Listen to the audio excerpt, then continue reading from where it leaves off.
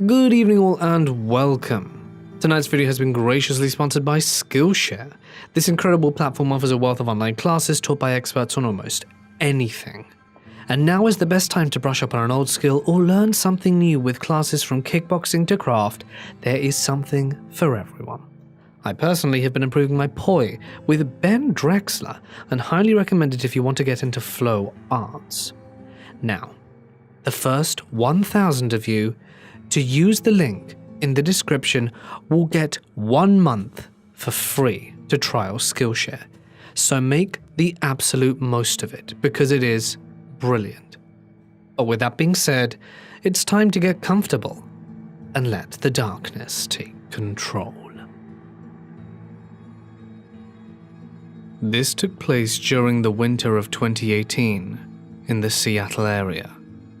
It was 1 year after graduation, and all of my urban exploring friends were itching to get their fix of trespassing or the next adrenaline rush. Back in high school, we would climb fire escapes, cranes, you name it. Since then, the crew had been separated, focusing on college, work, and girlfriends. Once everyone had some free time, we all packed into my car one night and went to our favorite burger joint in town called Red Mill Burgers. Then, as we started to scout for our first thrill of the night, it appeared the city have put all sorts of precautions in place for construction sites and most of the older buildings in town. Cameras everywhere. A slippery paste applied to the pipes and ledges under every fire escape ladder we found. Other ladders from previous climbing spots had been cut off at heights that were out of our reach. Our last resort was an abandoned cement plant that we had already been to in 2016, but was easily accessible via a hole in the fence. We pulled up to a park that sat on the edge of the site. A black Honda Civic sat in the spot closest to the hole in the fence, so we figured the cement plant was occupied. There were 4 of us, however, all with flashlights and a large knife or two. So we went on our way, lighting up the area and calling out to make our presence known. To explain the layout of the site, there sat a warehouse that looked more like a small airplane hangar, with 2 truck trailers parked out front parallel to the opening of the building. On the other side sat 4 cement silos, which had a stairwell going up the side and led to a tiny structure on the top. We knew not to go up there ever again, since I almost fell through an open hole in the floor 2 years prior. In front of the structures, you had an open space about 2 school buses across until you reached the water, where barges and tugboats would be parked on occasion. A small storage shed also sat on the water at the edge, with a large buoy sitting on the concrete alongside it. Now, we entered the warehouse from an open doorway on the nearest side. The place was filled with graffiti, bits of debris, and the occasional heroin needle. 3/4 towards the opposite side of the warehouse, a loading dock ran from the back wall to the opening. 2 tiny concrete rooms sat on the back end of the loading dock, and these were always filled with tarps, tents, and other remnants of squatters. My friends took a few pictures along the walls and on the loading docks before they started running straight out of the warehouse to go investigate the buoy and storage shed. I paused at the opening of the warehouse and tried to get a picture of them with what little light we had from the nearby port. Just then, I heard a gruff voice say something behind me. I spin around and flip on my flashlight to see a man in his 50s walking towards me from the back of the loading dock. He has the typical apparel of a trucker you see in a movie or cartoon: plaid shirt, trucker-style hat, etc. He was empty-handed and was too cleaned up to assume he was homeless. I yelled, "Hey," once or twice, and got the attention of 3 of my friends, who rushed to my side, and I asked the man to repeat himself. "Y'all aren't supposed to be here," he says, and claims to be security for this site in particular. Considering his appearance, he looks nothing like any hired security I'd ever seen or heard of, with no flashlight, no badge, nothing. We explained that we were only taking pictures and were about to leave anyway. The man said it was fine and to take any pictures from outside the building and silos, but then to leave. We complied and started walking straight towards the hole in the fence, occasionally looking back to see the man's silhouette at the edge of the opening of the warehouse. My friends nor I said another word until my car was out of sight of the cement plant. My friend riding shotgun spoke up, saying that he only ran out of the warehouse and towards the boy because he'd been experiencing the worst sense of dread he's felt in his life, and that the source was coming towards the back of the dock. Didn't even think of saying a word to the rest of us at the time. The others were only trying to race each other to the top of the buoy. They saw the man illuminated by my flashlight after I shouted to them, and ran back, only because they knew he was outnumbered. We were extra spooked because there weren't any other entrances in the corner the man came from, and we had been in that warehouse for a good 15 minutes, although we stayed away from 1/4 of the warehouse in case anyone was living there. That encounter wasn't scary in particular. It's what I learned about a month after that horrified me. I was riding around the city with 2 individuals who were involved in the local graffiti scene. At some point, I brought up the cement plant and the larger, harder to access abandoned flour mill next to it. I was told that the real security for the area had worked with the Port of Seattle police to investigate a body found. Sure enough, in the same warehouse my friends and I had been inside 2.5 weeks prior, a woman in her late 30s had been found tied up, somewhat decomposed, in a triangular space where the loading docks meet the back wall at an angle. I told my friends from high school, and we are certain that the man we saw that night in 2018 was involved. Human trafficking related, if I had to guess. I'd be happy to provide any news link if one existed.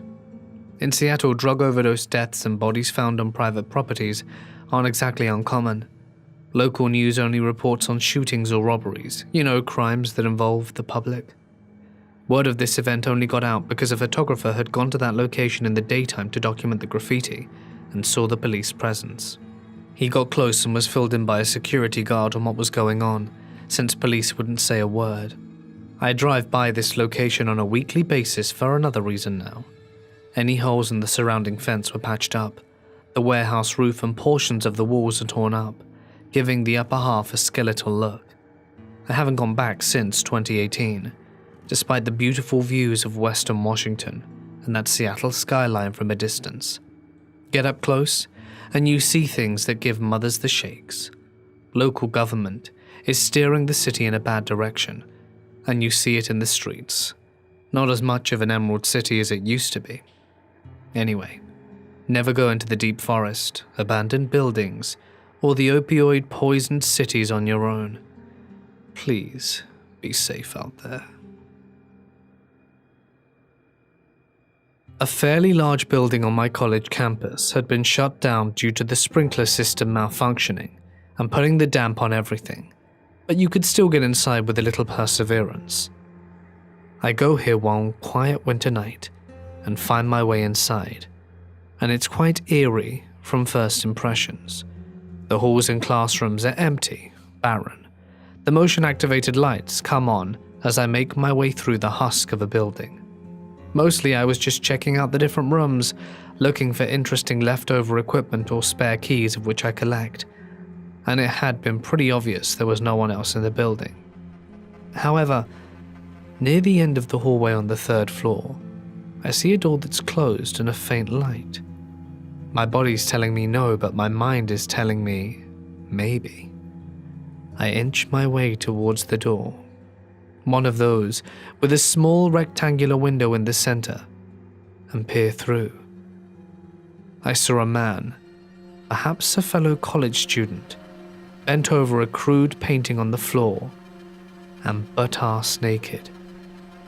Now, when this unholy image met my eyes, I recoiled back away from the window.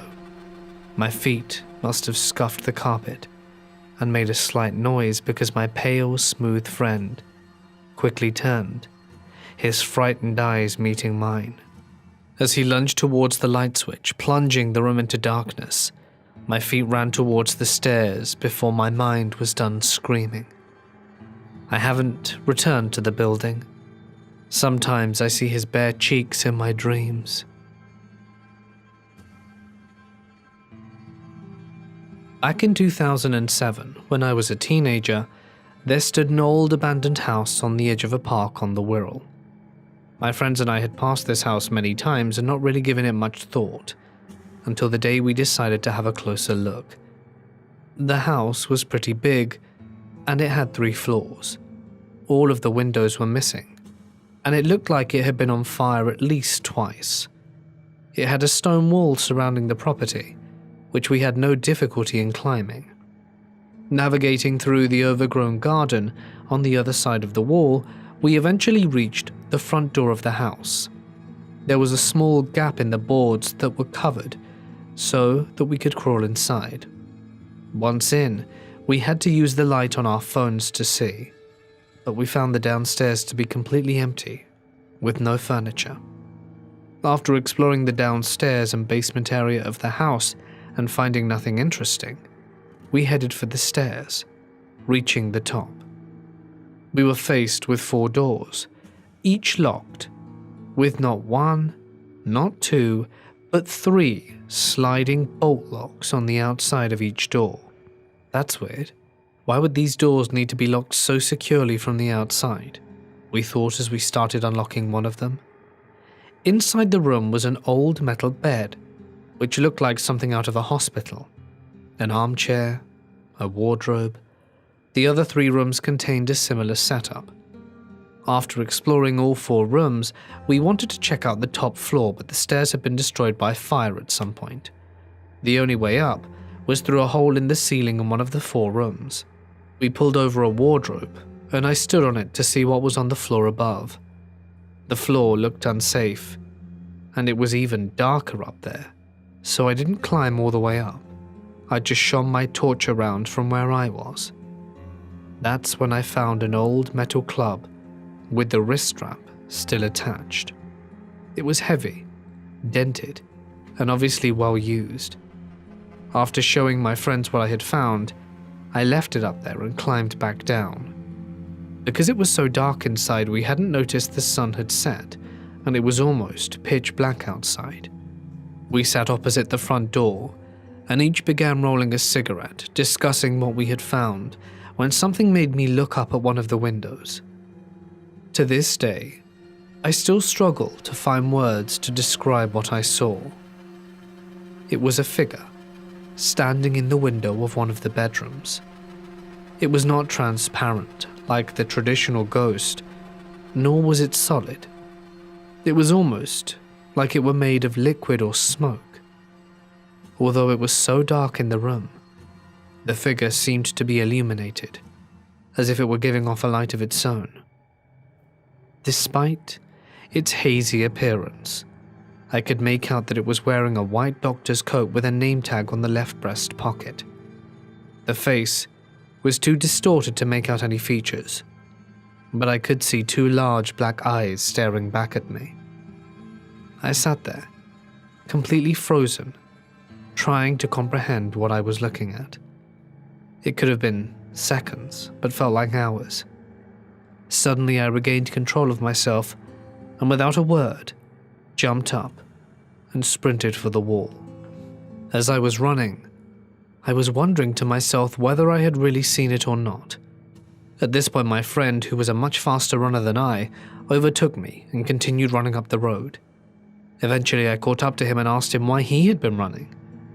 What he said haunts me. I just saw a doctor in the window. My friend and I live in a rural farming community in northwestern Tennessee. We're both girls and have been interested in exploring abandoned places, and the area we lived in was full of them: old houses, churches, schools, factories, and the like. One such factory was an old pajama factory in a very small town that I had kind of grown up in. I was too chicken to explore it by myself when I was younger, as the friends I had at the time weren't interested. When I got to high school, I met my current best friend, and we decided to take a look. The place is extremely run down, with the roof caving in, overgrown and just kind of gross in the office parts of the building where the carpet has essentially turned into moldy gelatinous mush. The front door to the main building were glass and had been broken out, so we slipped in easily. I remember taking a tour of the building for school when I was younger, and I remembered the office feeling so nice and homely. It didn't feel like that anymore. Obviously, we are exploring the darkened halls, with ceiling tiles half fallen out and the wood panels on the walls sliding off, warped and rotten. The floor squelched under our feet, and so far it was only mildly intimidating. We found old computers and papers. I even took a roll of big sticky labels to draw on and tag things with. Then we got to the factory-esque part of the building. It was dark, and just felt off in general, like someone was watching us. We both decided to keep going, decided to try and go through the factory to the large open bay doors on the other side of the building. My friend and I creeped further into the room when we hear glass shatter. It echoes through the large open space we're in, and a quick look with our flashlights tells us that it wasn't. Where we were standing was just a large, empty concrete floor. Nothing around us but a few scattered papers. I should have bolted right then, but we were stubborn and kept going after steeling ourselves. Mama didn't raise no cowards. Still, there's that sense of uneasiness, and with the glass shattering, I'm on high alert. We come upon a hallway that was odd. The walls looked like they were covered with insulation and white plastic, most of it rotted and tearing away. Some of it was already on the floor. As we step into the hallway, everything within me just screams to run. I look at my friend and she's white as a sheet. I looked forward to find out why. There's a big black figure standing at the room at the end of the hallway, standing there menacingly. I'm thinking it's time to go, and my friend and I take off as fast as our legs can carry us through the factory. I hear someone screaming, and it sounds like they're saying something, but over the sound of my own breath and the echo of our panicked footsteps, I can't make it out. We find the bay doors, run through them, and literally launch ourselves off the concrete docking into the woods. We only stop for a second, and I can make out the words, "Come to Daddy, I'll kill you." We booked it, and haven't been back since. Recently they demolished the place, and now it's just an empty concrete lot. Not the creepiest experience, but that's one that's definitely stuck in my mind. We were about 17 at the time. It could have just been some wacko messing with us, but I hate to think what would have happened if we hadn't have gotten out of there when we did. 8 years ago, my freshman year of college, me and a few friends went to check out the haunted bridge in town. It was in the woods over a creek right behind a shopping center. The story goes that multiple people had died over the bridge on the years, and that the ghost of a man who died arguing with his wife haunted the bridge. The usual stuff. We get to the bridge, and it's about 20 feet above the ground, having to walk up a steep hill to reach it, and had steep drops on the sides. We go across the bridge and walk around 100 yards down the road past it, and nothing happened. So we turn around, light-hearted since it seems a hoax. As we turn and start making our way back, we all start hearing very heavy and loud footsteps in the woods right next to us. The creepy part was that they stopped when we stopped walking, and started back up when we did. My friend yells out, "Hey," loudly, thinking it would scare off any animal following us, but nothing happened. We made it back to the edge of the bridge, and could hear it from the woods just below us on this hill. I was carrying a small .38 special in case of hobos, and called out, "I have a gun, leave us alone or I'll shoot." At that moment, all of the trees blew as if a strong gust of wind came, but it wasn't windy that night, and a voice louder than I've ever heard screamed at us. We all promptly sprinted to our cars, sped away to the Waffle House, and figured we had just had an encounter with a ghostie.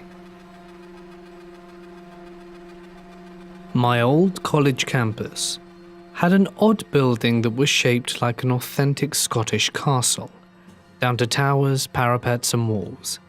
Mind you, only the outside was designed to look like a castle, with every room inside just being squeezed in wherever it could fit. So it was already famous for no two rooms being identical, as well as other architectural oddities such as staircases that led to nowhere and needing to go up and down a floor to reach a room right next to you. So it was already something a bit weird and creepy. It was used mainly as a dorm, but a lot of it, especially the outer walls and towers, were closed off to the public, so I think those areas should count. And yes, there was a good amount of really weird stuff here. The first time I explored there, I had found a small door that was mostly rusted shut on the bottom of one of the rear towers. It was unused, but I could still open it enough to get through, so I came back that night to explore. It led to a small circular room on the inside of the tower with a bunch of detritus on the floor like pallets, some old chairs and a big metal plate. However, above me, there was an open square hole which clearly led to another room inside. What would be the top of the tower, where a ladder probably had been at one point. I forget how I got up there, probably piled up the aforementioned detritus, but once I got up there I couldn't believe what I saw. The whole room was filled with hundreds of broken mirror shards, chained together by string and hanging from the ceiling, as well as all over the floor and the windowsill. Also, scattered on the floor was what, at first, looked like dozens of big coins, but on closer inspection, turned out to be the metal rims of those cheap little tea candles, stomped flatly by people walking on them. Finally, in the center of the room there was a tiny little table, on top of which was a metal bowl filled with more mirror shards surrounded by more empty candles. I have no idea what the hell that room had been used for, but I swear to God it looked like some ritual was going on in there. I took some pictures with my phone so my friends would believe me, but it was the middle of the night. All I had was a dim flashlight, and phone cameras were terrible back then, so nothing really came of it that well. That was probably the single weirdest thing I experienced while exploring there. But the most heart-stopping thing came easily after I came back later and discovered what was under that big metal plate. Apparently there was a whole system of tunnels ranging from about 2.5 to 4 meters high that followed the castle walls all the way around, giving access to many of the other towers, to which I had just found the only entrance. Of course, I had to see what was down there. It was all dirt floor with lots of metal wires and bars sticking out in random places. Tetanus ho! And there I was, crawling around on my hands and knees, holding a flashlight in my teeth, trying to see where I could get to. Some parts, probably the sections under parts of the wall that were used for storage, sort of opened up, so that I could sort of crouch and look around at the trash and detritus, where students had probably hidden and forgotten things over the years, but I'm a pretty small guy at 5'6" and only 110 pounds. Back then, and even I had to struggle and squirm through some of the passages, which were sometimes partially filled by plumbing, leading me to wonder just what the hell these passages were made for, if it's too tight for anyone but a scrawny teenager. Anyway, it was at one of these super tight passages, 5 feet underground, that I had one of the most terrifying experiences of my life. I saw, turning a corner, exactly what you don't want to see in a place like that. Sneakers connected to a pair of jeans. As I adjusted my flashlight, which again was in my teeth, it got worse. A red flannel shirt, not empty and lying flat, but filled very much with a body shaped, lying in the tunnel, facing away, just a few feet in front of me. I don't get scared a lot, but I could feel the color drain from my face just looking at what appeared to be a goddamn murder victim stashed away in some dark tunnel under a dorm to be forgotten. I don't know how I mustered the courage to keep going, but getting closer, it was also clear that it didn't have a head. I finally got a good enough angle, sneaking by it to see where its head should have been, only to see a speaker membrane under the collar shirt. The whole thing was a mannequin, dressed up like a human, with wireframe arms and legs, probably as some old Halloween prop, hence the speaker. God only knows why someone decided that this of all places was the best place to hide it. This is the last one, and is one much more light-hearted. This was my third night exploring, and I had started to get the lay of the land. I was going through the same tunnel network and managed to find another similar trapdoor to the one I had come in through, evidently leading to one of the front towers of the castle, overlooking the courtyard. Remember though, that no two rooms in the building were the same, so instead of coming up to an empty room on the inside of the tower, this one led, for some reason, to under a circular stairwell. Fortunately for me, most of the concrete steps near the bottom had long ago been broken away. Otherwise, this tower above would have been unreachable, blocked off by its own stairs. Again, weird building. I managed to ascend by balancing on the tiny bits of the original steps that were left on the outer wall, just enough to reach the intact upper steps, letting me get to the room above. This one was much bigger than the first tower and was connected on the inside to a bunch of the outer wall, giving it a lot of big empty concrete walls at odd angles. At first it looked like just another empty abandoned room, but as I scanned around with my flashlight, I started to see some weird patterns on the walls, all painted with some kind of dull red ink. Having been less than a week since I found the ritual room, I was almost prepared to believe they had painted it in blood. There were long curved lines, random swirly bits, angular patterns, and what looked like small, detailed runic shapes wherever I looked. Again, I had a tiny dim flashlight, so I couldn't make out any more than a few square feet of the drawing at a time, but they were everywhere I looked. Finally, I turned off the flashlight, pulled out my phone, opened up an empty notepad so it had a white screen, and looked around me with the more diffused, even light. And I finally saw the big picture. The walls around me were covered in massive murals of naked men and women engaging in various illicit activities, each figure probably at least 12 meters high. They were very stylistic, yet also pretty detailed, and looked more than anything like ancient cave paintings in their design. Needless to say, they were also very erotic. Thankfully, with the light I could also see the source of the pigment. A bunch of pieces of brick that had been picked out of the surrounding rubble, scraped across the concrete. And I don't know if it was just one or several people who did that, but it must have taken hours if not days of dedicated work, coming up here to draw the nude murals on the walls. When I was about 13, I lived in Hawaii on a military base, along the side of a volcanic crater. AMR for those who know the area. The townhomes we lived in were up along the slope of the mountain, but the last 500 feet or so was empty hill space, leading to a cliff overlooking the crater, which had businesses and such in it, as it was long dormant. Well anyway, my friends and I, being the young teenagers we were, loved hiking to this side of the crater and walking along the edge. It was mostly flat leading up to the edge, and there was a fence along most of it. So this isn't as unsafe as it sounds. We found an abandoned bunker, most likely from World War II, about a mile along the side of the hill, and decided to go exploring. We got inside and it was mostly empty. There was a mount for what I would assume would have been a machine gun at some point, and then there was a locked metal door. It was probably rusty and sounded kind of hollow, like there were a few spots you could probably see through, except for the fact that it was pitch black inside.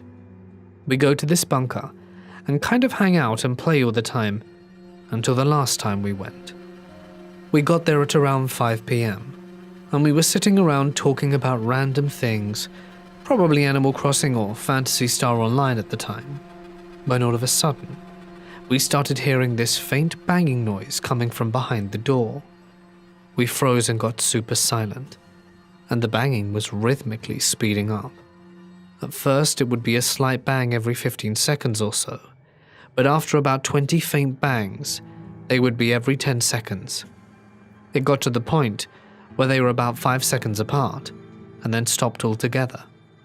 We looked at the door and noticed some of the rust powder fall off the door. We got up to nope the hell out of there, started climbing the ladder, and the person that left last, as there were 3 of us, swears they heard a loud bang against the door as he finished climbing out. We ran down the hill, and some of the military police spotted us and told us we weren't allowed to be up there, and about 2 weeks later, they had built a fence and sectioned off the entire area. We still have no clue what was down there, if anything. A few friends and myself were hanging out at a house bored one night, and started telling stories about things we've seen or felt to scare each other. My girlfriend at the time had lived in the area a little longer than most of us, and started telling us about an abandoned mental hospital that was only about a half hour from my house. She told us that somewhere on its grounds were entrances to underground tunnels and rooms that kept some of the buildings and some of the sidewalks warm. We decided to go out there and look around for ourselves, and after roaming the halls and rooms for a while, we came across the steps. Once we got into the basement, we found one of the tunnels, so I walked over to shine my flashlight down the hall to see where it went. The hall was long enough to where I couldn't see the end of it, just until it went black. I couldn't see any doorway or even a tunnel that crossed paths with this one. But as I'm looking down the tunnel, I see this figure kind of slide halfway out of a doorframe that I hadn't seen before. It's sitting with its knees up to his chin, with both arms resting on its knees overlapping each other. It's skinny like leather over bones and very pale. Its eyes were like softball size, and they were glowing, this weirdish bluish yellow-white color. At this point, I'm sort of crouched down staring back at this thing. I can even think straight to get myself to move away from the hall. And then, it spoke to me.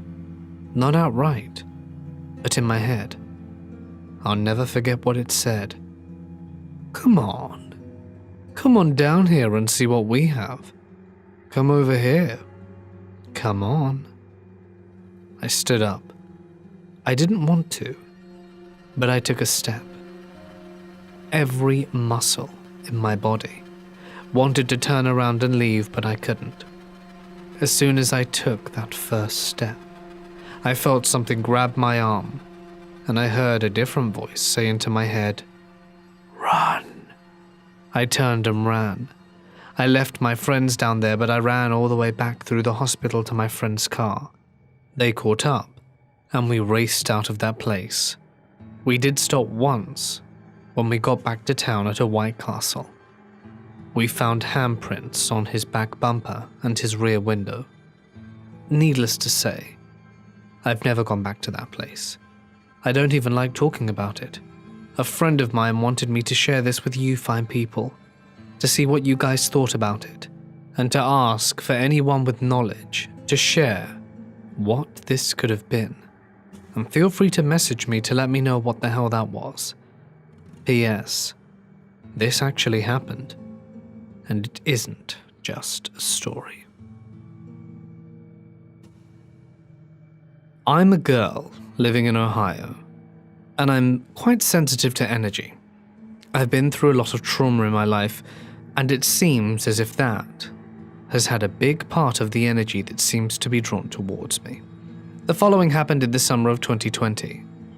Me and 4 friends were super bored and wanted to figure out something to do. I lived about a 30-minute walk away from an abandoned building, so I suggested that we go hang out there. It was about 10:30 when we left, and it was almost pitch black outside. Here's a little backstory. It's called Palmerdale, which opened in 1920 and was an orphanage, school, church, and detention center. There are multiple buildings all serving different purposes. It seems like everything was just left there, and everyone up and left. The building was shut down after a 10th girl was killed there, and there were many cases of sexual and physical abuse, as you can find a ton of forms about Palmerdale. There are a few cases of kids who chose to take their own lives. The whole place has an extremely dark past. Back to the story though. Me and my friends got to the building at around 11:20. It was super dark, very quiet, and we went to the first building, which doubled as a school and church and had some rooms that kids slept in.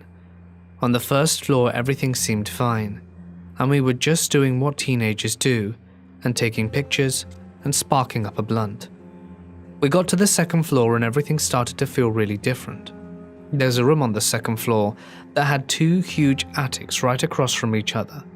They don't have doors, and they look like they're huge archways that lead into this really huge unstable wooden room.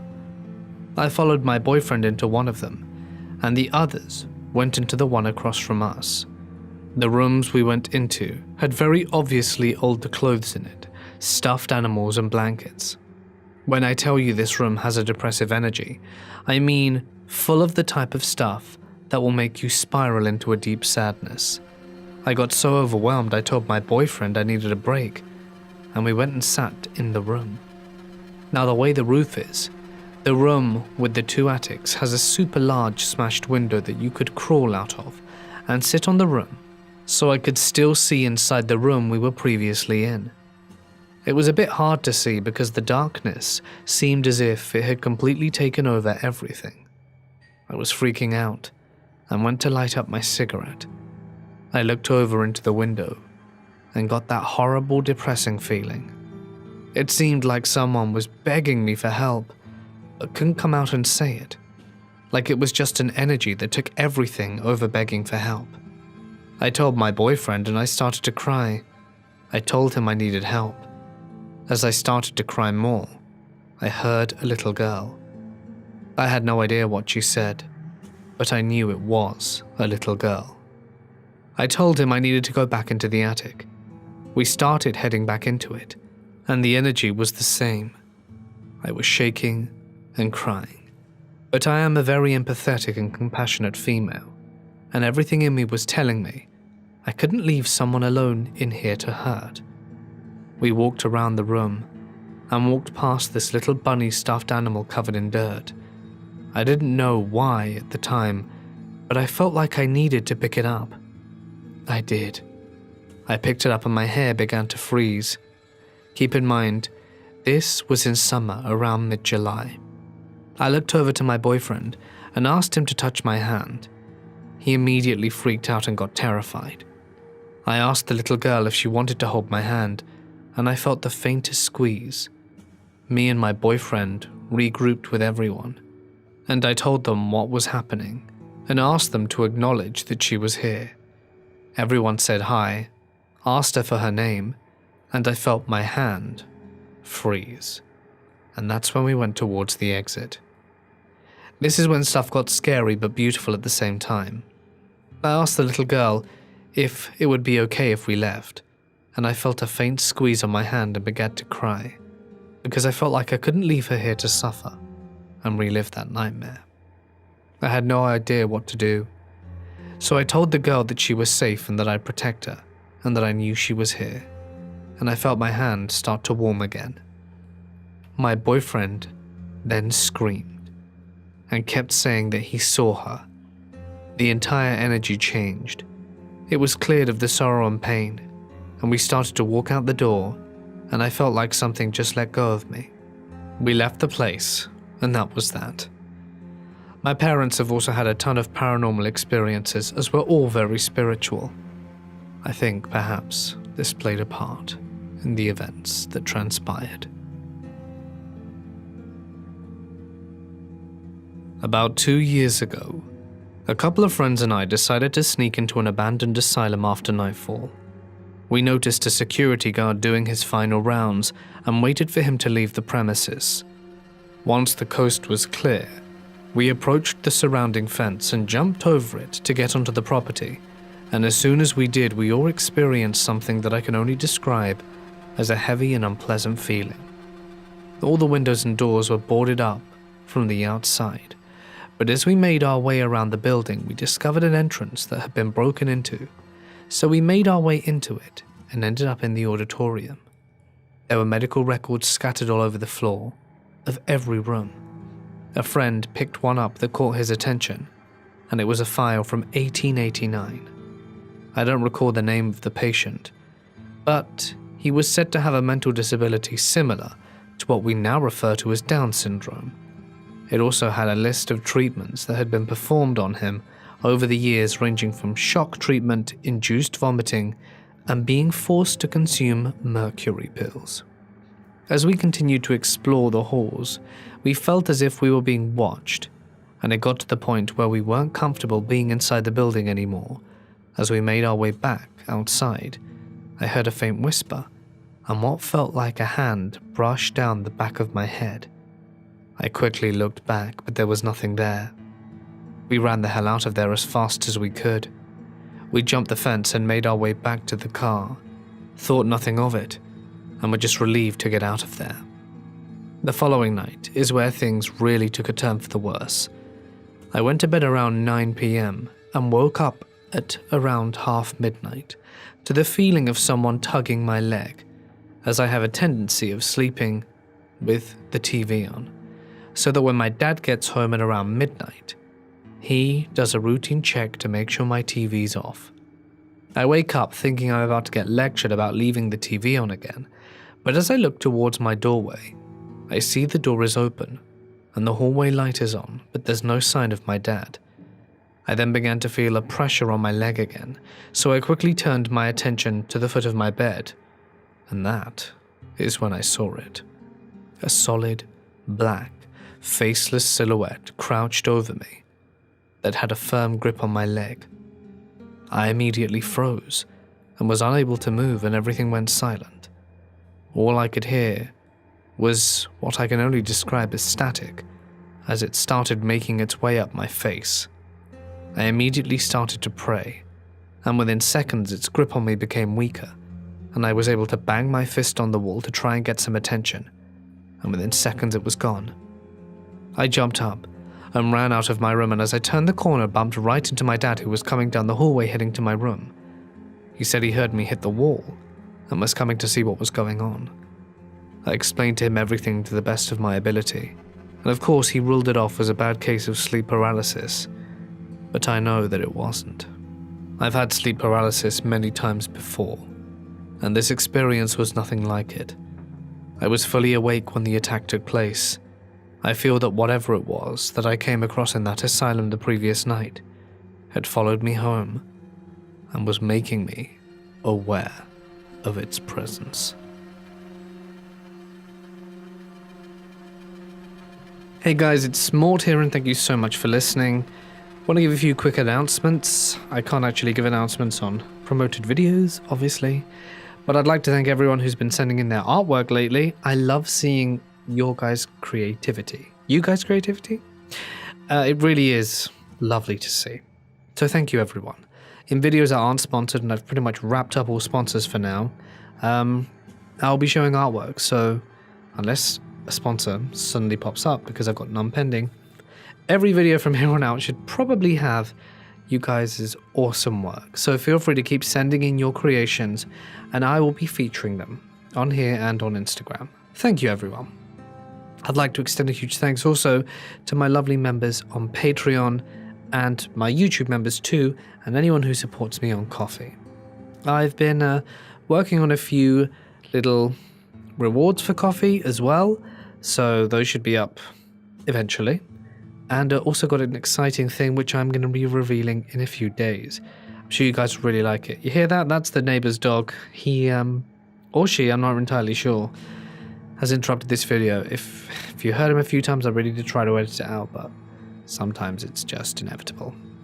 I'd like to say that I really did like tonight's set of stories. I thought they were really good, kept me on my toes, and yeah, if anyone has been urban exploring and wants to let me know, you can always email me or write it on our Reddit page. But for now, I'm going to bid you all farewell. Stay awesome, and I'll see you in the next one tomorrow. I don't work late night shifts anymore. This happened last year, in December. I took a job in a local department store. Generally, I was assigned to do the evening shifts, but that day I decided to cover for another worker who was on leave. Who can say no to extra cash? The store was located in the outskirts, mainly for people driving by the highway. There was a petrol pump 3 blocks away, and that's the only residence close to this store. I drove to work in my car and never had any issues working there. But being my first graveyard shift, I was quite nervous. I carried pepper spray in my pocket just in case. Apart from that, I had no other weapon with me, as I never expected something like this would happen. It was a Tuesday night, and I was sitting behind the counter watching videos on my phone when I heard a rustling sound. The department store is made of glass, so you can see the outside quite clearly. I looked around, but except for the vast fields and empty highway, I saw nothing. It was 1:30 in the morning, and I braced myself, saying a couple of more hours and then I'll be going home. A minute went by when that rustling sound took place again. I grabbed a flashlight and went out of the store. Is anyone out here? Hello? Ah! Hearing this spine-chilling scream out of nowhere, I dropped my flashlight in a panic and ran toward the store. I could hear footsteps running behind me but didn't have the guts to turn around. As soon as I got inside the door, I slammed the glass door and locked it right away. My heart was beating like a drum. I kept staring outside, hoping to see the person who chased me, but shockingly, there was still no one to be seen. I wiped the sweat from my forehead and drank some water. I was finally settling down, thinking someone had played a disgusting prank on me when I heard a tapping sound. I slowly lifted my face and saw a freaky-looking man standing outside the glass with an expressionless face. He had long hair, dressed in his pajamas with no socks or shoes. It was a chilly winter night, and I was shocked to see him standing there in minimal clothing. He kept staring at me in a very creepy way. I was taken aback by this scenario and forgot to move. The man wasn't even blinking. His eyes were still, like a dead fish. After staring at me like this for a few seconds, that felt like an eternity, by the way, the man raised his bony finger and tapped on the glass. Tap, tap, tap. My knees started to tremble in fear, but somehow I got my shit together and said in a fumbling voice, What do you want? A dirty, ear-to-ear smile appeared on his face. He shushed me, putting his finger over his lips, and then started to walk in the weirdest way possible. He was tiptoeing in a very exaggerated way, pulling his knees up very high and grinning. He started counting as well. 1, 2, 3, turn. 1, 2, 3, turn. 1, 2, 3. I watched him pull off this crazy charade. He was walking back and forth, raising his knees really high like a creepy cartoon character, while counting 1, 2, 3. I wanted to call the cops, but what would I complain about? Though this man was a nut job, he didn't try to break in or do anything harmful yet. So I walked behind the counter, sat down, keeping my calm, and just prayed to God to make him go away. After going on like this for 5 minutes straight, he stopped and smelled the air like a dog. Trust me, he was completely insane. He then pressed himself on the glass and spoke to me.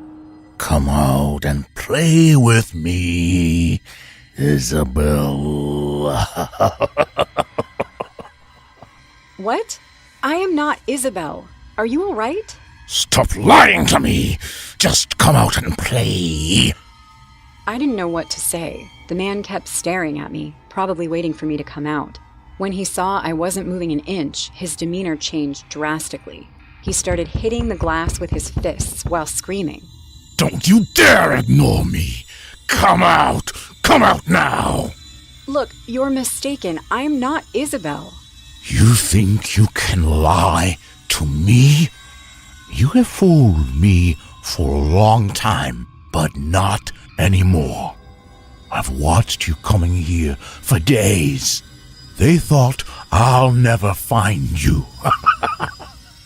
So wrong. You were so wrong. I'm telling you for the last and final time, go away or I'll call the cops. Come out, come out. Now, you have to play with me as we used to. Remember how you lifted your skirt when I asked you to, and let me play as long as I want? Let's do that again. Come out, come out. His words drove me crazy. What the hell was he even saying? I couldn't hold back anymore. I dialed 911 and reported this man. The operator told me not to panic and wait for the cops to arrive. Meanwhile, the crazy man just stood there screaming and banging on the glass. When he realized I wasn't going to come out or let him in, he took a few steps back and spit on the glass while cursing me. He then licked his own spit from the glass.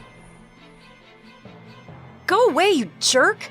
Bloody psycho! When you get home, I want you to call your mom and tell her that Jones is a free man now. She can't save her daughter again. Saying this, he walked away and disappeared into the darkness.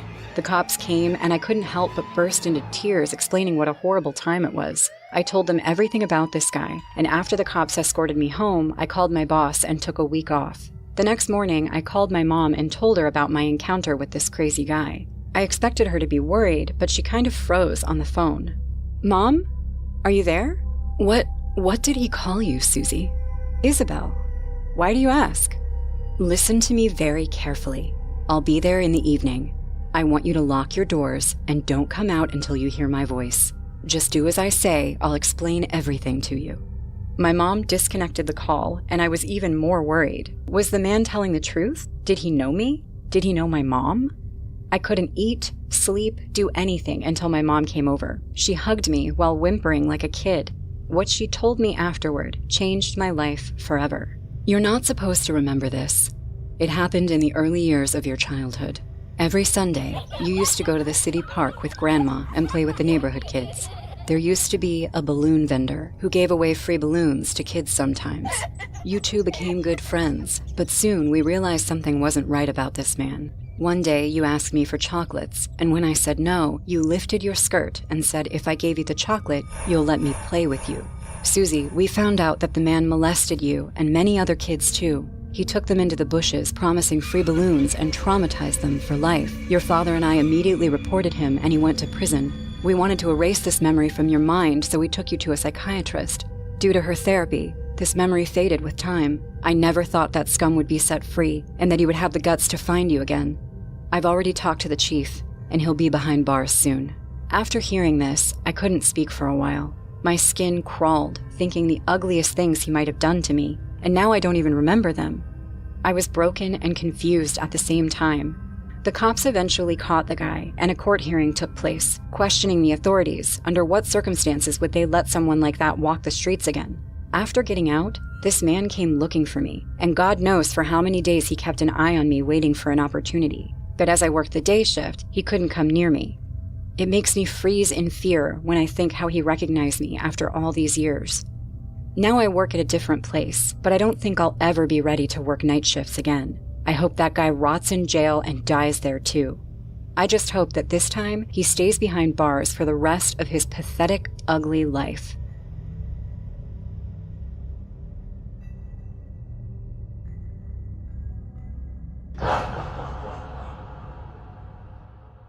Hey guys, I hope you're enjoying the video. If so, please leave a like. And also, a small percentage of people that watch my videos are actually subscribed.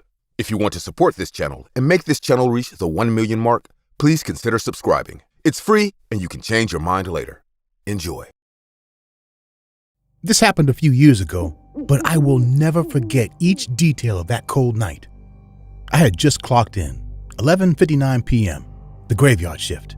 Call centers are not great. The pay is terrible, the hours are long and excruciating, and the clients treat you like trash.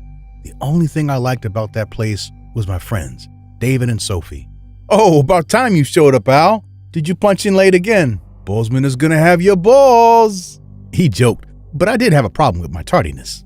No, actually, I'm here early tonight. 11:59, I said. We both laughed. David liked giving people a hard time, but that's how you knew he cared about you. I looked at the end of the row. Sophie had already logged into her tools and was taking a call. She'd always get admonished for logging in early. Work was everything for her, even this crappy job. Yeah, she's been like that for 10 minutes. She showed up and logged in, didn't even say hello. I meant to tell her hair looked terrible tonight, but she wouldn't even give me that chance. Can you believe it? I chuckled and walked towards my station. It sat opposite Sophie's. When she saw me, she waved slightly, in an almost dismissive way.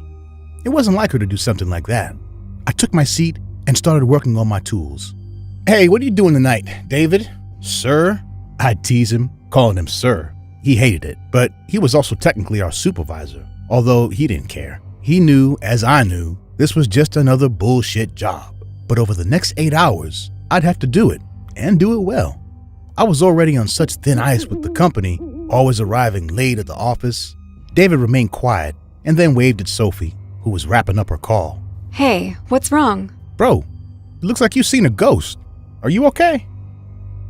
Sophie and I approached his desk, and Sophie let out a shout. On his screen, there was a picture of a man sitting in a chair with a bag over his head. Behind him, a guy dressed in black, holding a gun to his head. This was on my email. It was marked as important. It has a video attachment. It wasn't a picture. It was a paused video. He pressed play, and the man in black stepped forward, weapon in hand, and shot the man sitting in the chair. Oh my God, what the hell, David? Sophie took a few steps back. We were all in shock. Damn, who sent that, David? I asked, but he kept staring at the monitor, almost in a state of trance. He clicked on the video again. It started from the beginning, and when the gunshot sounded, Sophie cried out, covering her ears. So I walked up to her and wrapped my arms around her shoulders. It's okay, calm down, So-So. We all had these dumb nicknames for each other. Why would you do that, David? Can you turn that off, please? She was right. David, man, quit it. Turn that stuff off. You're scaring Sophie. David? He was still very quiet. But when he turned and looked at me, his eyes were dark, wide open like plates and full of fear. Hey, Albert, don't you recognize that room? His voice was trembling. I took a look. It was a break room with tables, chairs, and a fridge. No, not just a break room. Oh my God, is that our break room? I began to shake as well. No. It sure is. That's our damn break room. David suddenly stood up. I'm gonna check it out. Are you insane? Sit down, we need to stay together. She's right, David. Let's stick together. I'm gonna call 911, and we can all leave. God, Albert, don't be an idiot. You know what that is? It's a joke. Someone is playing a trick on us. Now you can stay here like babies, or you can... All lights went out, and we were surrounded by complete darkness. Everything was off. Our computers, the lights on the ceiling. We looked out the window, and many neighboring buildings were out of power as well. Oh God, oh no! Sophie was freaking out, so I grabbed her again and said, calm down. It's a power outage, okay? We've gone through these before. She kept freaking out, so I took out my phone and turned on the flashlight. It didn't do much, but it illuminated the place well enough. David did the same. That's when we heard the glass breaking. From the back of the office floor, near the break room, came the sound of breaking glass, as if someone had just broken a window with a heavy object. Sophie covered her mouth and dropped to the floor. I shone my light at her, and I saw her quivering behind a desk. Grab her, let's go. At that moment, I flashed my light down the hall. It was very faint, and I could not illuminate the whole place. But in the distance, next to the break room door, I saw someone move. I looked at David, and he was standing next to the row of desks. His expression was horrible. His mouth was open, his eyes were wider than before. He looked at me and said, Albert, why are you pointing the light at me? Are you... We heard a gunshot, and before I knew it, Albert was grabbing his chest, falling backward, crashing against the desk. I looked again and blood was falling between his fingers. When he tried to talk, he spat blood. Moments later, he was dead. I felt hands grab onto me. They were strong, probably a man's, and then a thick muscular arm was surrounding my neck. I couldn't breathe. The phone had fallen on the floor, the light pointing up at the ceiling, illuminating our desk row. Out of the corner of my eye, I could see Sophie cowering under the desk, sitting in a fetal position, arms around her legs, looking at me. She was terrified, but I need her to move and do something. So I extend my arm to her, pleading. It took her a second, but just as I was about to pass out, I saw her move. Suddenly, the arm that gripped me had let go. The man in black, the one from the video, was on the floor, grabbing his side. He was bleeding. "Oh, God, thank you," I said to Sophie, but she just took a step back.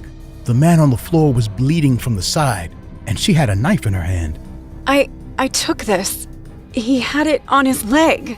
I looked. She was right. There was a sheath attached to the man's black boot. It was now empty, its knife in Sophie's hand. "You did good. Let's go," I yelled. Oh, you two bastards better run. The man was on his knees now, and with his hand, he was fumbling, trying to get something from inside his coat. I kicked him in the face as hard as I could, grabbed Sophie's hand, and we started running. As soon as we made it to the access hall, also in complete darkness, we saw a green light at the end of the hallway. It was the green exit sign. The emergency backup kept those lights on. We started running at the sign. We heard gunshots and more broken glass behind us. The stranger had begun to scream. The exit sign led to the emergency stairs. We took them and started going down. We were on the 6th floor, but we ran down as fast as we could. Above us, the door busted open and gunshots began to rage inside the staircase. Then, when we finally made it to the ground floor lobby, we thought we'd be safe. We opened the door to the street, and a dark, tall figure rushed from outside, tackling Sophie and bringing her to the ground. No, please! The impact of the door had pushed me back, and I fell, but I tried to run towards her. I saw the knife in his hand, high in the air, and then it came down. Sophie yelled and then made no more sounds. She was gone.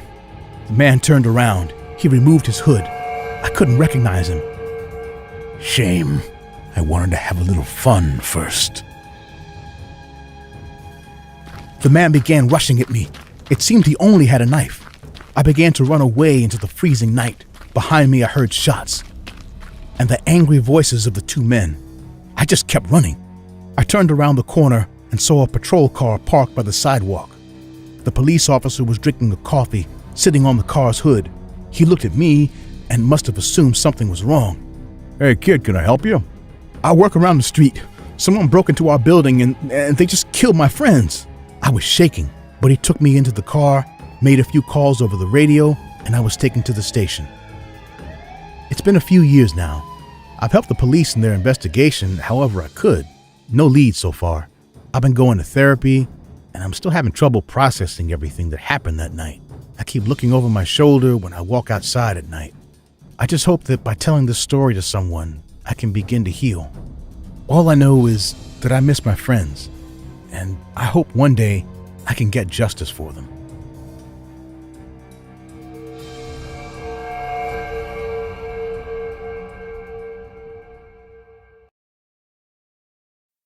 It was busy Monday morning, the first day of the week, and I was running late. I work in an IT company where my job is to handle PR campaigns. In one word, I hate my job. But it pays well, so I'm going on with it anyway. I took an Uber to reach the office quicker. After dodging the busy traffic, when the Uber pulled in front of the huge building gate, all I could see were cops and paramedics. The red-blue light flashed the area like crazy, and the coarse sirens of cop cars were enough to deafen me. I checked the address to ensure the Uber had come to the right location, and to my surprise, it did. I got out of the car and walked up to the gate when a middle-aged cop rushed at me saying, Sir, you can't go in. "What do you mean I can't go in? I work here. What's going on?" Look, there has been an accident. We can't let anybody go in until we recover the body. "What? What body?" Sir, please wait here. The cop didn't answer me and went towards a group of cops who were standing, circling a stretcher at some distance. Being completely clueless, I called my assistant, Martha. She told me there had been a horrible accident. A woman jumped from the office roof, and while falling down, her toe got stuck in the fire exit stairs. Her head bashed into the iron stairs, and she hung like a slaughtered pig until the janitor found blood on the ground. He looked up And there she was, hanging upside down from the 18th floor window. I stood there, stunned, and watched the paramedics take out a bloody, dead body towards the ambulance parked outside. I couldn't see the body, but I bet the poor woman bled a lot. The white sheet over the body was soaked in bloodstains from the other side. Finally, when I got the chance to go in, a horrifying realization daunted me. Did Martha say 18th floor? I immediately got into the elevator, and when it reached my office floor, I ran to my cabin. All the employees were standing in front of my cabin. As they saw me, their faces turned white. What the hell is going on here? My boss came straight to me and grabbed my arm, saying, "Ryan, you don't want to go in there." What? Why not? I didn't listen and pushed him aside to see why everyone was standing outside my cabin with a freaked out face. As I walked in, I discovered the reason right away. My office is on the 18th floor, and I always felt a bit weird knowing that the fire exit is right next to my cabin window. I remember how my colleagues often joked that I'll be the first survivor if the floor caught fire. The window of my cabin is now shattered. Broken glass was everywhere. A piece of torn, bloody cloth was hanging from one corner of the window. When she jumped, her toe got stuck here, and the wind kind of bashed her onto the window. The cops had to take her body from this window. Oh my God! You should take a day off. Also, it will take time to clean this place, and I'll be fine. Did anyone find out anything about this woman? Not yet. No one from this building knows her. Seems like she just went to the roof and jumped. 2 police officers came and took all the evidence they could. Once the cops were gone, the office started to fall back into place. This is New York, and time is money here. Many employees came to me and said pretty much the same thing. Everyone kept talking about this death the entire day. I mean, the incident was unsettling, but life goes on, whether we are ready or not. I tried not to think about it, and once the work pressure kicked in, I forgot about it. It was about 7 p.m., and everyone was getting off. Due to the messed up situation in the morning, I could hardly work. So when my boss told me to go home, I decided to stay back and finish them. Some called me brave, and some called me stupid for working a night shift, but I ignored it. Slowly, the office space became emptier and quieter. One by one, all the employees went home. I was sitting at a small table near a window. The long corridor leading to my cabin stood on my left. I have been here night after night, but for the first time, the silence of this place felt eerie. I got up and went to my cabin. The wind was howling in from the broken window. I stood in front of it and lit up a cigarette. I looked down and saw something was stuck in the metallic base of the fire exit. I flashed my phone torch on it, and a cold feeling rushed down my spine. A broken toenail was still stuck there. Chunks of flesh were attached to it. I could still see the shiny red nail polish painted on it. You shouldn't be so close to the window. I turned back hearing this sudden advice and saw a woman in her late 30s standing outside my cabin. I couldn't see her face as she was keeping her head down. She was wearing a white shirt with a black pencil skirt like every other working woman. Sorry, do you work here? I used to, before your boss fired me. Oh, I haven't seen you before. I'm Jolene. You weren't here when it happened. Why didn't you go home? I just had a couple of things pending from work. But wait a minute. If you were fired, then how did you get inside? The door doesn't open without our employee ID swipe. Well, I kept mine, in case I needed to come back. This woman seemed pretty weird to me. Her voice was expressionless, and she kept her head down. She turned around and started walking down the corridor.